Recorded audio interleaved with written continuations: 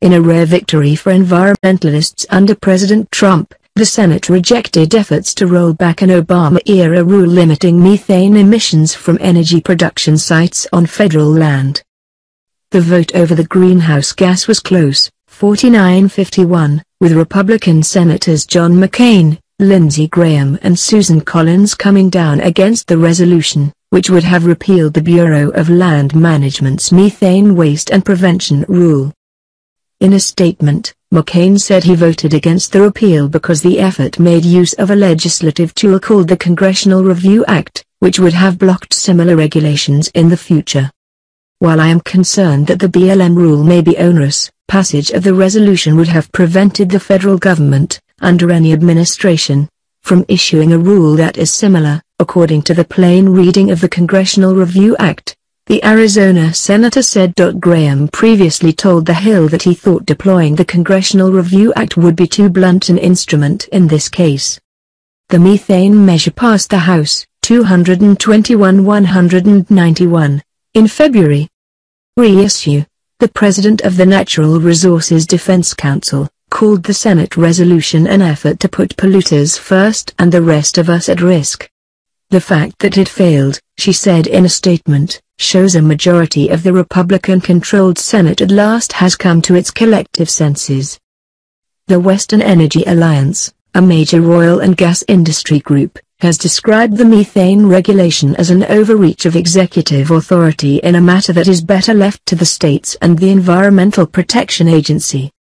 The alliance vowed to continue pursuing legal action and working with the Department of the Interior to review and rescind the rule, a process initiated by the Trump administration but could take years. The White House is also taking aim at a slew of other Obama-era environmental regulations.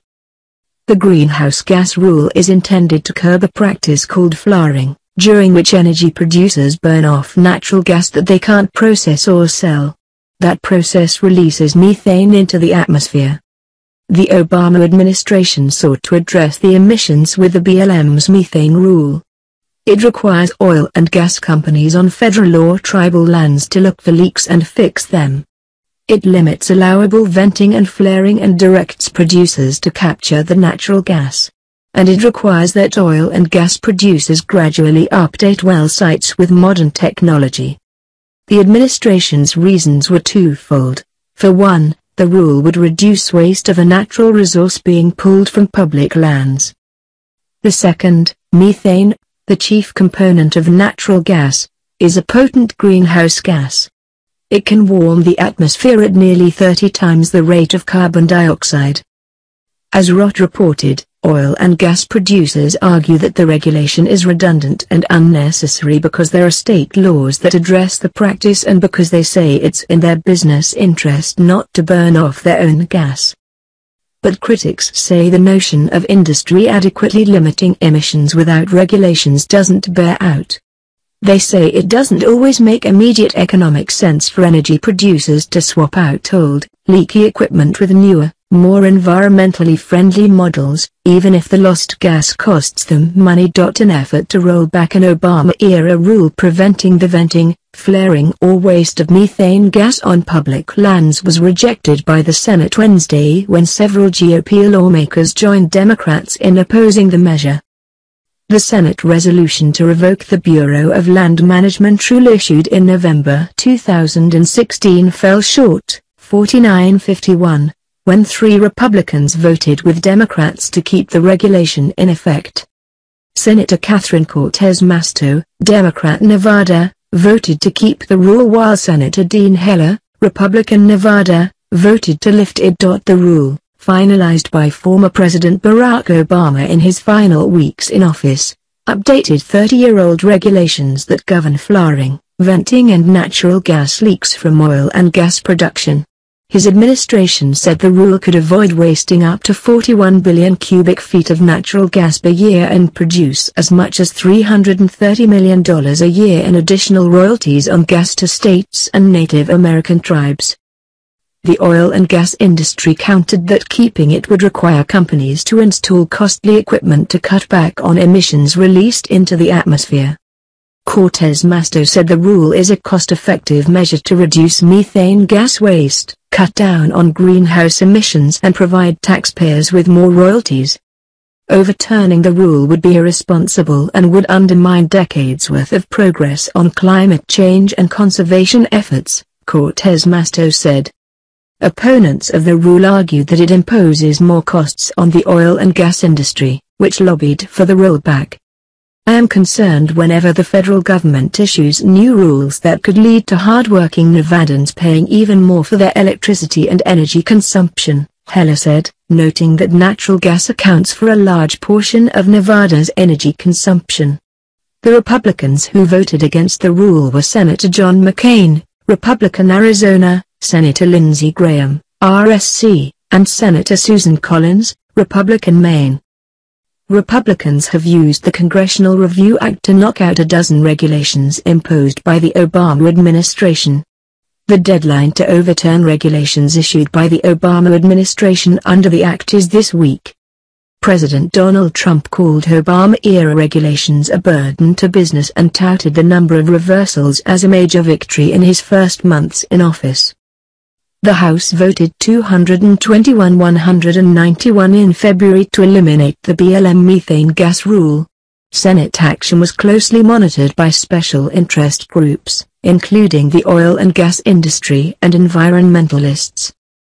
Barry Russell, Independent Petroleum Association of American president, said he was disappointed the Senate was not able to put an end to what he called an unworkable rule.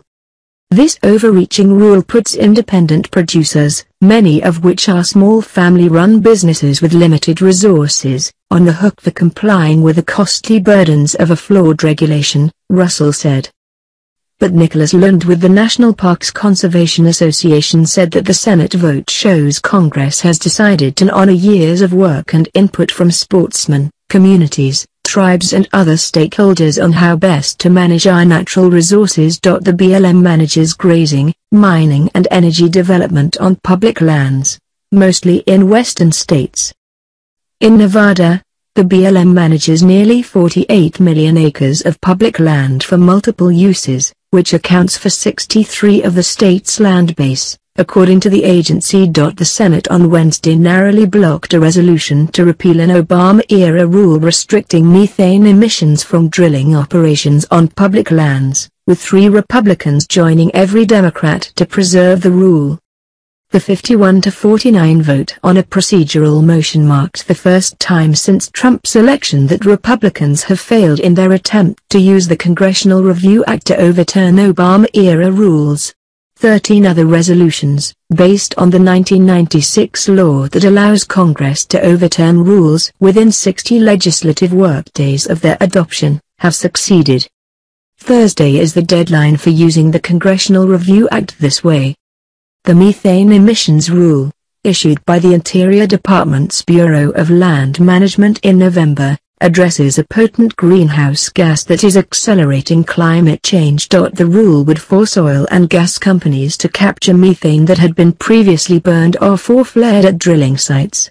According to federal estimates, the rule would prevent roughly 180,000 tons a year of methane from escaping into the atmosphere and would boost federal revenue between $3 million and $13 million a year because firms only pay royalties on the oil and gas they capture and contain. Senator John McCain, Republican Arizona, unexpectedly voted no against a motion to proceed with consideration of the resolution, along with GOP Senators Susan Collins, Maine, and Lindsey Graham, SC. 2 Democrats who had considered backing the rule's elimination, Heidi Heitkamp of North Dakota and Joe Manchin III of West Virginia, voted against the motion, and sent a letter asking Interior Secretary Ryan Zink to make it less burdensome. In the floor speech after the vote, Senator Tom Udall, DNM, said the very first victory lawmakers have had in beating back a Congressional Review Act bill this year came from a combination of Democratic unity and a few Republicans' willingness to buck their leadership. "Thank you so much for coming forward and seeing the common sense nature of this issue," Udall said, referring to Collins, Graham and McCain. Jamie Williams, president of the Wilderness Society, hailed the vote as an example of how grassroots organizing can work. In recent months, thousands of Americans asked the Senate to stand up for clean air and against the oil lobby, and their efforts were successful today, he said. Republicans and industry officials said they would now switch their focus to getting the Interior Department to rewrite the rule, and Trump officials confirmed Thursday they would seek to either change or pull it back altogether. Barry Russell, president of the Independent Petroleum Association of America, said his group looks forward to working with the Interior Department on a targeted, meaningful solution that will achieve the common goal of ensuring the American taxpayers receive a fair and equitable return in the form of royalties while developing a workable regulation, instead of this one-size-fits-all approach. And Senate Environment and Public Works Committee Chairman John Barrasso, Republican Wyoming, said in a statement that Interior should withdraw the regulation outright. If left in place, this regulation will only discourage energy production, job creation, and economic opportunity across the West. Kay McGregor, Interior's acting Assistant Secretary for Land and Minerals, said in a statement that as part of President Trump's energy plan and related executive order, Interior has reviewed and flagged the waste prevention rule as one we will suspend, revise or rescind given its significant regulatory burden that encumbers American energy production, economic growth and job creation. The vote today in the Senate doesn't impact the administration's commitment to spurring investment in responsible energy development and ensuring smart regulatory protections, she added.